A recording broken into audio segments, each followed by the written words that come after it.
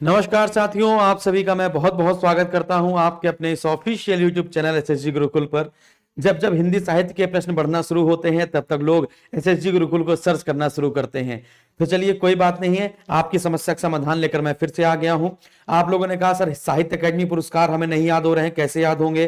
Trick बनाई, फट से याद, है ना। आपने कहा सर ज्ञानपीठ पुरस्कार नहीं याद हो रहे हैं, ट्रिक बनाई, फट से याद। अब आप लोग का अगला क्वेरी आ रही है, सर लेखक कवि और रचनाएं नहीं याद हो रही हैं। वो मैं आपको पूरा फुल वीडियो पढ़ा चुका हूं, वो आपको पता ही है। अब जो प्रश्न आ रहे हैं मेरे पास, जो कमेंट आ रहे हैं वो ये आ रहे हैं कि सर हमको ये नहीं पता चल रहा कौन किस काल का कवि है, कौन किस काल का लेखक है।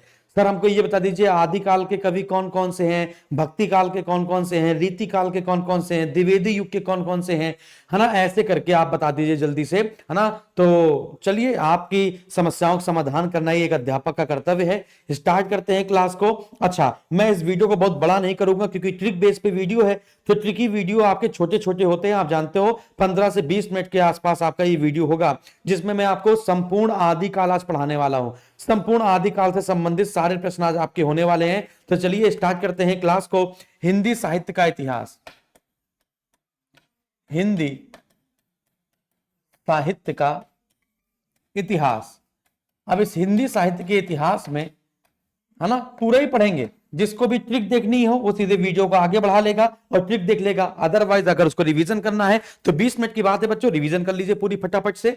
हिंदी साहित्य का इतिहास। अब हिंदी साहित्य के इतिहास में आपको सबसे पहले पढ़ना होता है काल विभाजन। अब इसमें सबसे पहले जो पढ़ना होता है वो काल विभाजन है, और इस काल विभाजन में सबसे पहले होता है आदिकाल। अब आदिकाल के बाद आपका होता है ना। भैया देखो, हम देसी आदमी हैं, हम ऐसे नहीं है कि लिखा लिखाया पहले से हम उसको बांच दे। हम देसी आदमी, हम पढ़ाते हैं। हम 13 साल से पढ़ा रहे हैं तो पढ़ाते ही रहेंगे हम आपको, ठीक है ना। हम बांच नहीं पाएंगे, पीपीटी लगाई बांच दी, बस आप लोग 2x मोड पे लगा दीजिएगा और देख लीजिएगा। तो आदिकाल, आदिकाल के बाद आपको याद रखना है मध्यकाल, है ना। आदिकाल, और आदिकाल के बाद आपको याद रखना है मध्यकाल, मध्यकाल, और मध्यकाल के बाद आपको याद रखना है आधुनिक काल, आधुनिक काल। तो यहां पर हमने 3 भागों में बांटा। जैसे इतिहास बांटा जाता है ना, प्राचीन काल, मध्यकाल और आधुनिक काल, वैसे प्राचीन काल को हमने आदिकाल कह दिया, ठीक है ना। अब समय की बात की जाएगी तो समय की अगर हम लोग बात करें तो 650 ईस्वी से 1350 ईस्वी, ये हो जाएगा आपका 1350 ईस्वी से लेकर 1850 ईस्वी, और ये आपका हो जाएगा 1850 ईस्वी से लेकर अब तक।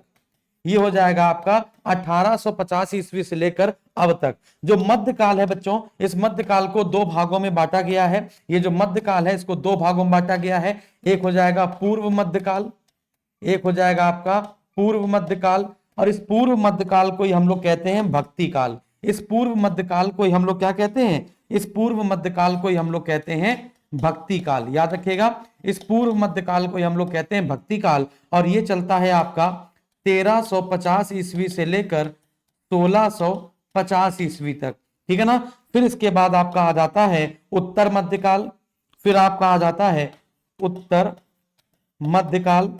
आप अपनी कॉपी में भी बनाते रहेंगे हमारे साथ तो आपको याद हो जाएंगी चीजें, है ना। ज्यादा शॉर्टकट ना करिए, रीतिकाल, है ना, क्योंकि ज्यादा शॉर्टकट से चीजें खराब हो जाती हैं, है ना। आपको पता होना चाहिए बहुत ज्यादा शॉर्टकट, सफलता का कोई शॉर्टकट नहीं होता है। स्मार्ट अप्रोच आप कर सकते हैं, वो अलग बात है। उत्तर मध्यकाल को कहते हैं रीतिकाल, और रीतिकाल चलेगा आपका 1650 ईस्वी से लेकर 1850 ईस्वी, ये हो जाएगा आपका उत्तर मध्यकाल। अब चलिए हम लोग बात करते हैं आदिकाल पर।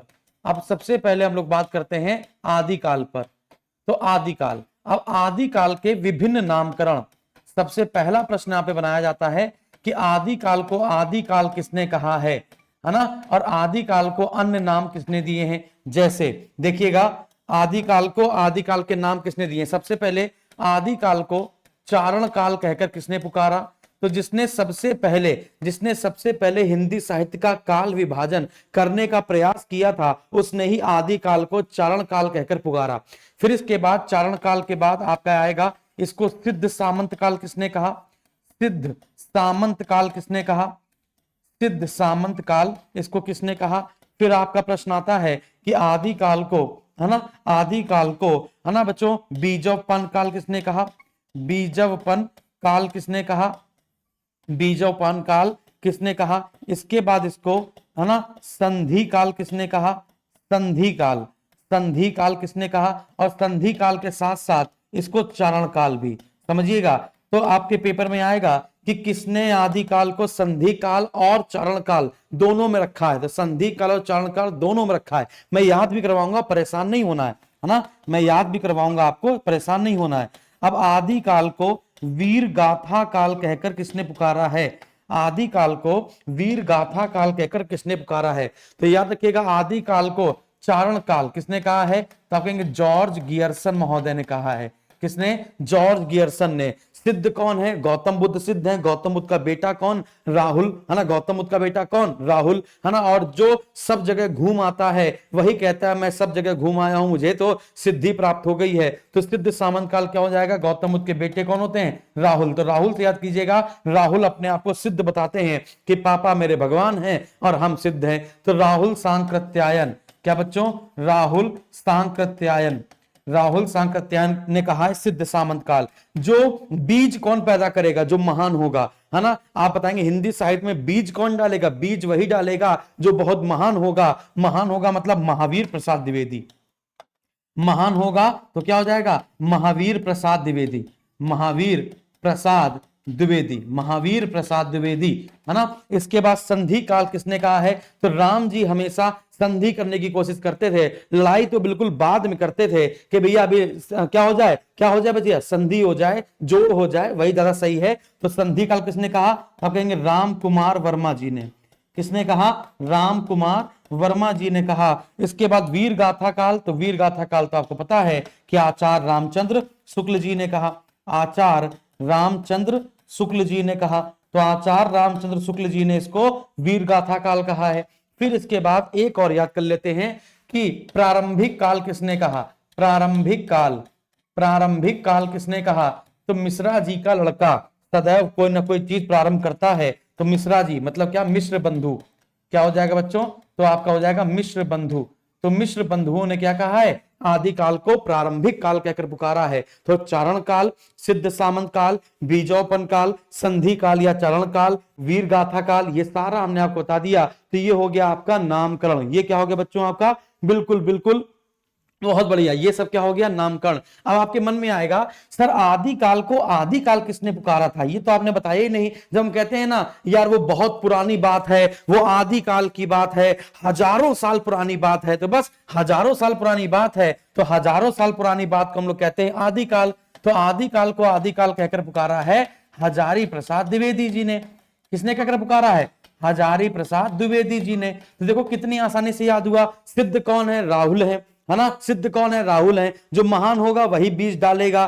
संधि करने के लिए राम जी प्रसिद्ध हैं, है ना। वीरों की गाथा करने के लिए रामचंद्र, रामचंद्र की गाथा गाई जाती है, रामचंद्र की गाथा गाई जाती है, रामचंद्र की वीर गाथा गाई जाती है। तो रामचंद्र की क्या गाई जाती है? वीर गाथा। और प्रारंभिक काल किसने कहा था? मिश्र बंधुओं ने कहा था। कितनी आसानी से याद हुआ। बस अपने दिमाग पर ऐसा फोकस करो, दिमाग तुम्हारा उस चीज को एक्सेप्ट कर ले। अगर उसको एक्सेप्ट करवाना है तो आपको बहुत गौर से कोर्स को देखना होगा, बहुत गौर से चीजों को समझना होगा। अपनी आंखों और कान को कॉन्सेंट्रेट करोगे तभी आपकी आंखों पे जो प्रतिबिंब बनेगा वो मस्तिष्क पर बहुत सही बनेगा। याद रखिएगा। साइंस में थोड़ा सा आगे बढ़ते हैं, अगली बात करते हैं। अब हम लोग बात करते हैं कि आदिकाल के प्रमुख कवि कौन से हैं।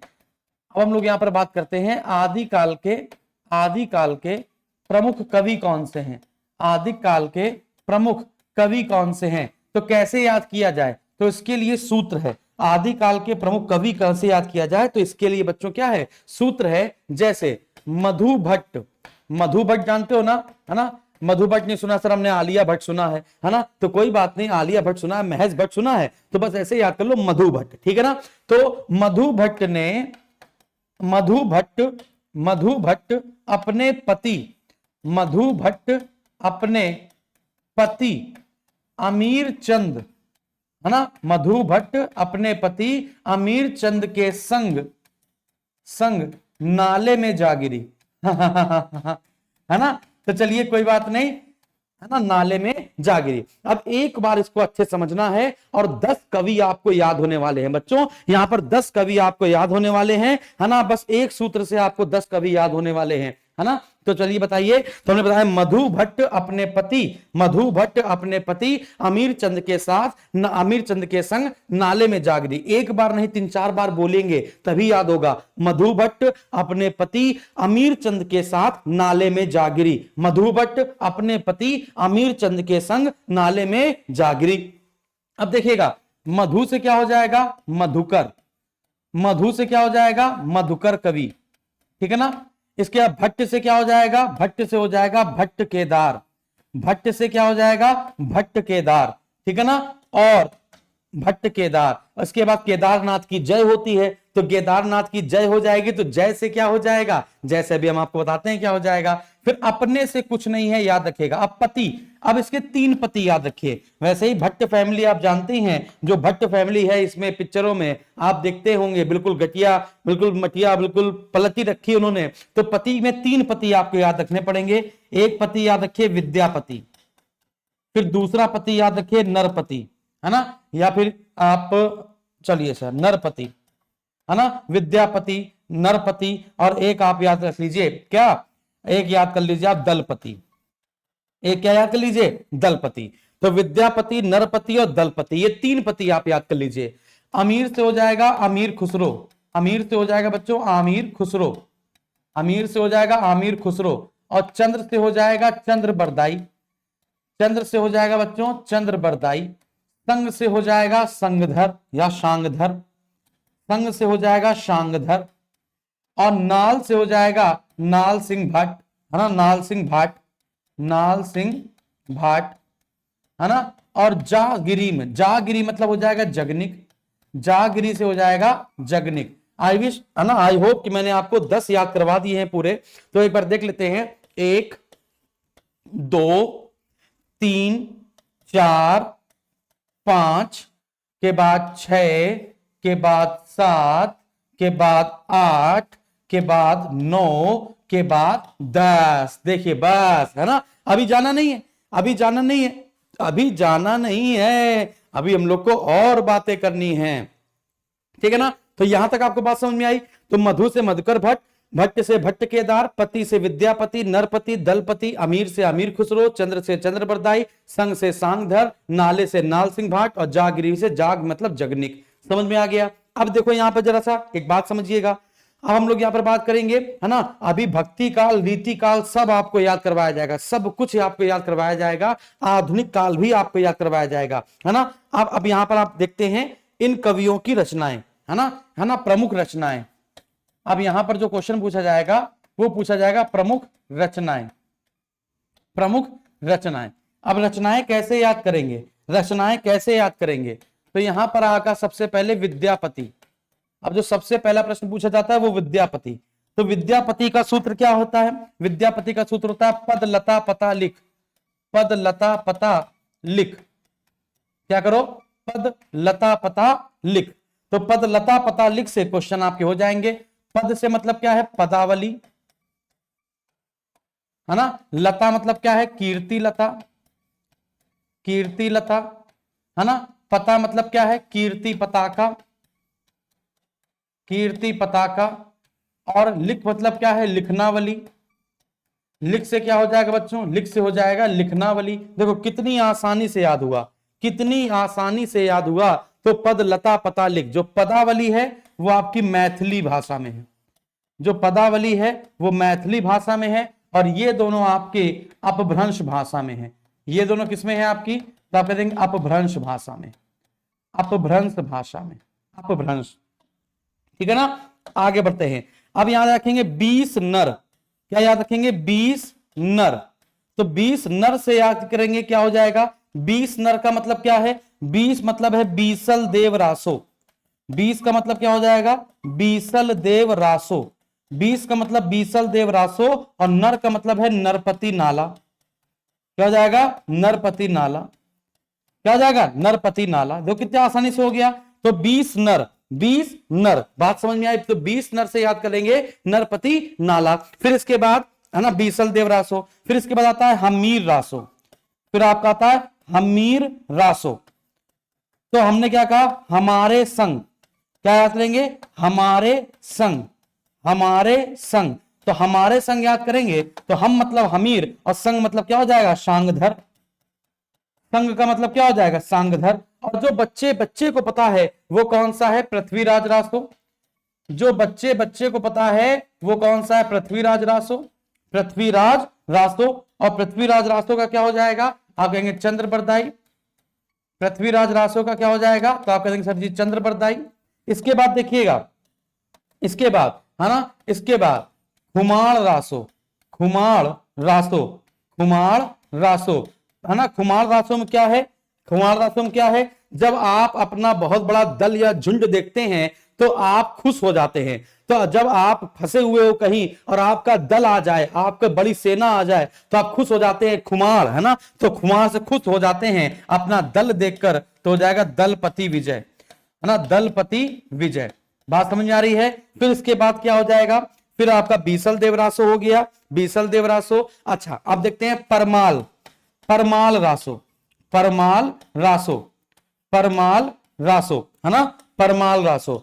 तो परमाल रासो का क्या हो जाएगा, जगनिक। ये सबको पता है पहले से ही, इसलिए इसको याद करने की जरूरत ही नहीं है, जो पता है उसको याद करने की जरूरत ही नहीं है। तो परमाल रासो है ना, परमाल रासो का हो जाएगा क्या कि ऐसे कर लो, परसों जगना, ठीक है ना, परसों मैं जग गया था, परमाल रासो है ना। या फिर परमात्मा को का जग जाहिर है ना, जग के परमात्मा, जग के परमात्मा, जग के परमात्मा। परमात्मा मतलब परमाल और जग के स्वामी है ना, जग के स्वामी परमात्मा है, जग के स्वामी परमात्मा है। तो परमाल रासो का हो जाएगा जगनिक। और जो याद रखिएगा, जो परमाल रासो है वो मूल रूप में उपलब्ध नहीं है, लेकिन इसका आल्हा खंड उपस्थित है, आल्हा खंड याद रखिएगा। तो परमाल रासो का ही बच्चों क्या है, आल्हा खंड है। जो यहां पर आल्हा खंड आप जानते हैं कि बुंदेलखंड का बड़ा प्रसिद्ध है। बात समझ में आ रही है, बुंदेलखंड का क्या है, बड़ा प्रसिद्ध है। तो अभी आप लोग इतने याद कर लीजिए, पृथ्वीराज रासो, खुमार रासो, परमाल रासो, हमीर रासो, बीसल देव रासो। और सभी लोगों को बड़ी दिक्कत होती है कि सर ये हमें याद नहीं होता था, लेकिन अब आपको याद हो गया, अब आपको इसको याद हो गया, अब आप कभी भी नहीं भूलेंगे। बात समझ में आ गई हो, वीडियो पसंद आया हो तो जरूर लाइक करेंगे। अभी जाना नहीं है, अभी जाना नहीं है, अभी जाना नहीं है, अभी और भी बातें होनी है। जैसे यहां पर देखिएगा, अब देखिए यहां पर जैसे देखिएगा, अभी जाना नहीं भाई, कम से कम 3 मिनट आपको और रुकना है। अभी और भी देखिए, ये जो मध्यकाल लिखा हुआ है, ये जो मध्यकाल लिखा हुआ है यहां पर, ये जो मध्यकाल लिखा हुआ है, मध्यकाल, मध्यकाल, ये जो मध्यकाल लिखा हुआ है, मध्यकाल। अब इस मध्यकाल में आप जानते हैं, इस मध्यकाल में आपका एक पूर्व मध्यकाल है जिसे हम लोग कहते हैं भक्ति काल, जिसे हम लोग कहते हैं भक्ति काल। और दूसरा है आपका रीति काल, दूसरा क्या है आपका, रीति काल, ठीक है ना। इसका समय पूछा जाता है तो समय आपको मैंने बता दिया है, इसका समय पूछा जाता है, समय मैंने आपको इसका बता दिया है, 1350 से 1650, 1650 से 1850 समय पूछा जाता है, वही मैं आपको याद कराने की कोशिश कर रहा हूं। अब क्वेश्चन पूछा गया कि बताइए द्विवेदी युग, क्वेश्चन पूछा गया भारतेंदु युग, द्विवेदी युग है ना, और छायावादी युग, प्रगतिवादी युग, इनको क्रम से लगाइए, क्रम से लगाने के लिए पूछा गया था, तो लोग लगा नहीं पाए। तो इसको याद रख लीजिएगा, इसको याद कर लीजिएगा, आधुनिक काल। और अगर वीडियो पसंद आए, आपको लगे कि आज हमने बहुत कुछ सीख लिया है और जो प्रश्न आए हैं वो भी हमने कर लिए हैं, तो बताइएगा। अगर आपको रीति काल, भक्ति काल या फिर आधुनिक काल या द्विवेदी युग के या कोई भी आपको परेशान करे तो आप हमें बताइएगा, मैं उसको याद करवाऊंगा, रचनाएं भी याद करवाऊंगा। तो आधुनिक काल की अगर हम लोग बात करें तो आधुनिक काल में सबसे पहले आपको याद रखना है भैया, भारतेंदु युग। आधुनिक काल में सबसे पहला युग याद रखना है भारतेंदु युग। भारतेंदु के बाद आपको याद रखना है द्विवेदी युग। क्या याद रखना है, द्विवेदी युग। द्विवेदी युग के बाद आपको याद रखना है छायावादी युग, छायावादी युग। और छायावादी युग के बाद आपको याद रखना है छायावादोत्तर युग, छायावादोत्तर युग, छायावादोत्तर युग। अब सुनिएगा, इसका समय पूछा गया है, तो इसका समय है 1850 से लेकर सन 1900 ईस्वी तक। इसका है 1900 ईस्वी से लेकर 1920 ईस्वी। और इसका है 1918 ईस्वी से लेकर 1936 ईस्वी। और इसका फिर हो जाएगा 1936 से बाद तक। अब इस छायावादोत्तर युग में सबसे पहले आपका आता है प्रगतिवादी युग, प्रगतिवादी के बाद प्रयोगवादी युग, प्रयोगवादी के बाद नई कविता युग, और इसके बाद आएगा साठोत्तर युग। तो इसके बारे में हम लोग चर्चा बाद में करेंगे। अब यहां पर देखिए भारतेंदु युग का नामकरण भारतेंदु हरिश्चंद्र के नाम पर पड़ा है।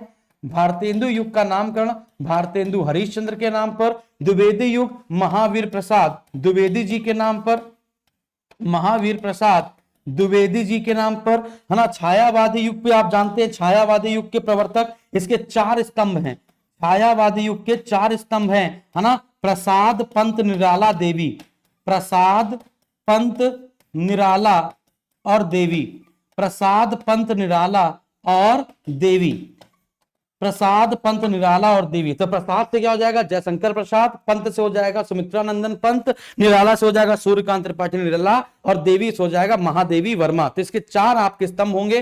तो आई विश, है ना, आई होप कि मैंने आपको ये सारी चीजें बताई और आपको क्लास अच्छी लगी हो तो लाइक कर दीजिएगा।